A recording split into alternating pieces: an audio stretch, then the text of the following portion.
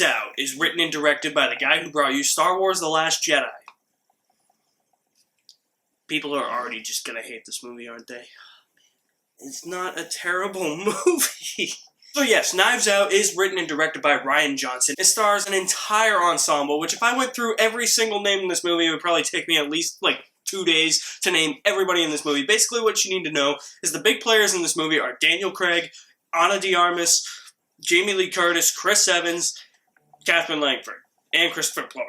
Those are really the big ones. Michael Shannon, Toni Collette. Fine, I just named everybody. I said I wasn't going to. It didn't take as long as I thought it was going to, alright? Knives Out is a whodunit mystery in which this functional family has to figure out who murdered their patriarch. And Daniel Craig plays a private investigator, and he, along with 2 other policemen, investigate this family and question them as to who maybe did this murder mystery. And now we have a whodunit story. Rian Johnson wrote and directed this movie, as I stated in the beginning, and you say what you want about the guy. Everybody has their own opinions on Star Wars Episode 8.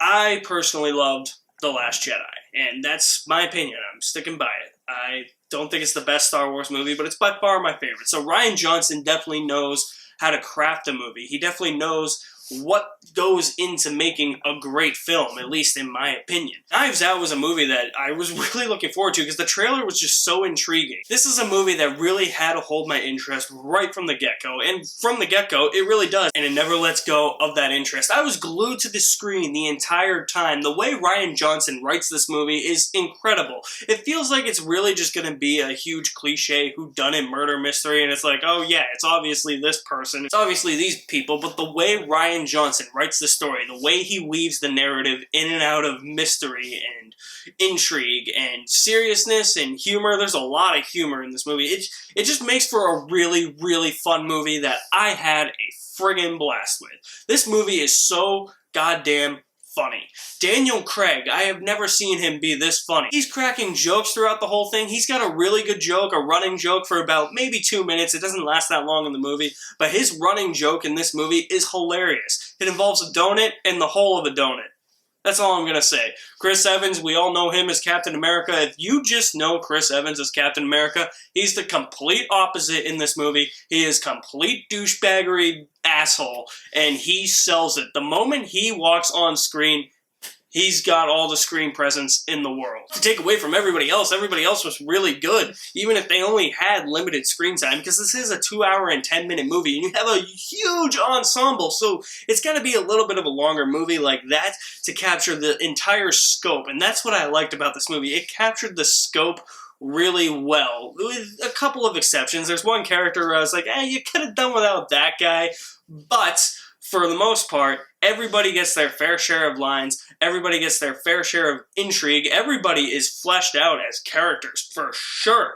That is hard to do in a big ensemble movie like this. The characters are so well written, and there's so much intrigue into this story. This movie really takes a turn in the second half of the movie. The first half of the movie is really just the whodunit mystery, but then the second half just shifts. And usually when movies shift like that, it's like, oh no, this could be bad. Rian Johnson does it in such a clever and unique way, and I think that that's what makes this movie stand out from other whodunit mystery movies, is that this is done in such a unique and clever way that it just feels like its own thing. It feels really original. And that's the whole thing. And that's what I really loved about Knives Out. The first half of the movie is really this whodunit murder mystery, while the second half focuses on something else. But I still loved that second half of the movie as much as the first half. The first half of the movie was really the intrigue. It was really like, okay, I'm trying to guess who this person is. But the second half of the movie just elevated an already great story to an even more compelling story. And I was hooked right from the moment that the movie shifted in its narrative and in its story. I also really love what Rian Johnson does with lighting in this movie, because there are certain scenes where they're interviewing people or there's people talking and you just see their faces completely dark. They're in the shadows. You don't see their face unless they light up like a cigar. You briefly see the reflection of their face against the cigar fire. Step out of the shadows into the light, or they have their eyes in the light, but the rest of their face is in the dark. And that is really Rian Johnson toying with your expectations. He does a really good job of trying to build up the suspense as to who might have done this murder. And by the time you figure it out, you're just like, oh, okay. You are the detective in this movie, and that's what I really love about this movie. The way this movie was shot, the production design, the set design, the production value, just the way the movie looked kind of reminded me of my favorite movie of last year, Bad Times at the El Royale. The way the color palettes looked. It looked a little saturated like that. Usually movies like this, where the color's a little different and saturated, I'm not really a huge fan of. Zack Snyder does that a lot. I'm not a huge fan of that. But I think it worked in this movie, and it kind of captured a doom and gloom type of movie while also retaining its humorous elements. The humor in this movie, as I've already said, is phenomenal.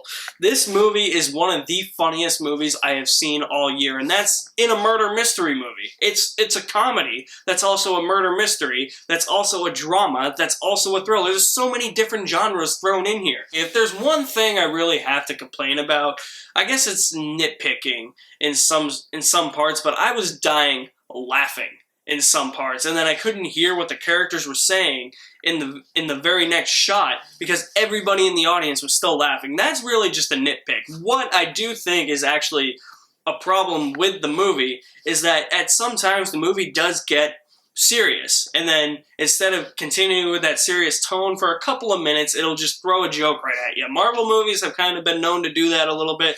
Rian Johnson, I don't want to say he borrowed that technique from Marvel, but that's kind of what it felt like at times, or it was just like another Marvel movie, you know, they get serious and then all of a sudden, nope, here's this random joke. That happened a little bit, and that kind of bugged me because I was like, well, we're supposed to be really serious right now, but we're cracking jokes. I guess like if you're like in a war movie or something and you start cracking jokes, that makes sense too, I guess. I don't know. I don't know how war movies came into this equation. That's just how my brain works. And then Jaden Martell's character, yeah, you could have completely cut him. He was the character I was talking about earlier. I was like, yeah, he did not need to be in the movie because he's got like 2 lines. Like, seriously, like, just eliminate that character completely. The rest of the movie, I was just floored. This was something that had my eyes glued to the screen the entire time. When that narrative shift happened in the second act, I was not mad at all because it still was telling a compelling, unique story that I felt was very original, and Rian Johnson knew how to stage mystery, the suspense, the tension, and even in that second half of the movie, it still had, even though it felt like it got away from the whodunit aspect of the movie, it still felt like there was an actual mystery here because we're trying to figure out something else, and you're trying to piece together everything, and that's what really made this movie good, and it kept you thinking the entire time. So despite those couple of issues with that one character played by Jaden Martell and some of the back and forth with the serious and humorous tone at times, this is still a really enjoyable movie. I'm going to give Knives Out an A. Guys, thank you for watching my review for Knives Out. I'm sorry I didn't get more horror movie reviews out to you this year for my Halloween Spooktacular. I was going to review Halloween 2. I don't think that's going to happen. I wanted to review a Halloween movie every year and upload it on Halloween. Don't think it's going to happen. I'll probably watch Halloween 2. If I have time, I'll review it. I don't think I will, though. But I'm actually kind of happy about that because that means next year I don't have to review Halloween 3 Season of the Witch. That gets pushed to 2 years. Anywho, guys, thank you for sticking around for my Halloween Spooktacular. The reviews that I have up on my channel for that are the reviews that are most likely going to be for the Halloween Spooktacular. Wanting to get that Halloween 2 review up. Probably won't happen, but thank you for watching that. Thank you for watching this review. I will leave my link to my website in the description below. There you can find all my links to my social media accounts. You guys are the best. Thank you for watching. My name is Alex Madden, and I'll see you at the movies somewhere.